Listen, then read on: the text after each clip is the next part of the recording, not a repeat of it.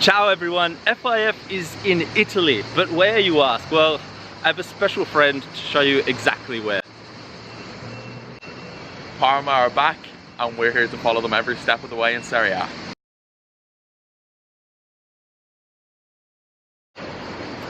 Hey Conor.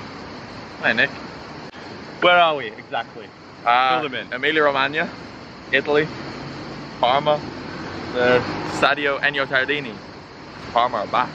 Parma are back. It's been a few years of heartache for the Parma fans. They of course went bankrupt and they started again in Serie D. Well, they were reformed and we've had 3 successive promotions and they're back in Serie A. It's been an amazing story. That's great. It's so nice to have Parma back. If any club did this, it would be impressive. But the fact that it's Parma, and despite being a small club on the face of it, they mean so much to so many, not only in Italy but outside as well. You've got this team from the 90s who kind of won the hearts of every English-speaking Italian football fan with what they did, the players they had. This team, although they didn't ever win Serie A, they won cups, they won European trophies, and everyone loved them. This is a team that in the last, only 20 years ago did a UEFA Cup, Coppa Italia double.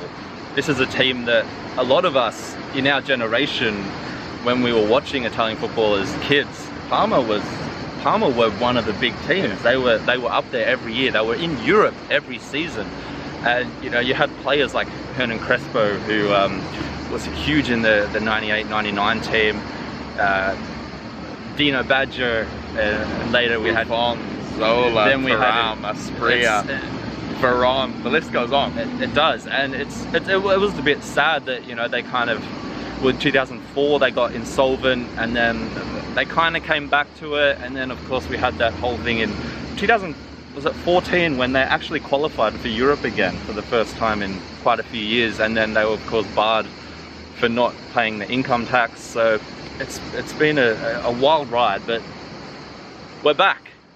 They're back and we're here to follow them. Why not? Because it's a great story, and FIF, you know, well, we'll be here all season as well. We will be. Well, so, I mean, not all of us. In the press box in there. We'll have representatives here. Once we can finally find a way through these gates, I think we'll be all right. We came here today just to go to Parma, and then we decided while we were here we might as well do something with no real structure, but we thought Parma was a significant enough case to deserve this. And what better way to mark their first season back in Serie A than an FIF video with Nick and Conor, am I right? It makes perfect sense. Why not? This could be an exciting season though. I'm already getting excited about it. We've seen they've signed Bruno Alves already, which is going to be entertaining if nothing else. Antonio Cassano remarkably might be making a return, which if you're anywhere near Parma, just buy a season ticket for the Tardini, because coming to see Cassano, even if he's not playing, just watching him eat Nutella on the bench is going to be worth the entrance fee alone. But that was fun. I was with you when I saw the stories of that leaking and I screamed like a little girl. I think it's to say. But what a story it would be if Cassano went back and even scored 1 goal in Serie A next season. Yeah, it's certainly not going to be easy for them, I don't think, but it'll be great if they can have a solid season and start building themselves up into a squad that can be a consistent Serie A team again. I do think they do need additions, because they do. All of the teams that come up from Serie B need to strengthen. Yeah. I was at a couple of Serie B games last season. I was at a Parma game here as well, and the squad that they had just wasn't really cut out for Serie A. They've lost Cicciaretti, who went for the last few months, didn't really do as much there as he did with Benevento the previous season. He's back with Napoli now, he'll probably go to Genoa or something. But if you look at the teams who have come up in recent years, like Spal, even Crotone the year before, they've shown that it's not impossible to come up and survive. Benevento probably would have survived if they didn't start so terribly last year, so I think there's definitely hope for Parma. There are enough teams down in the relegation conversation that they could put together a few points and hopefully stay in Serie A for a few more years, and then who knows after that.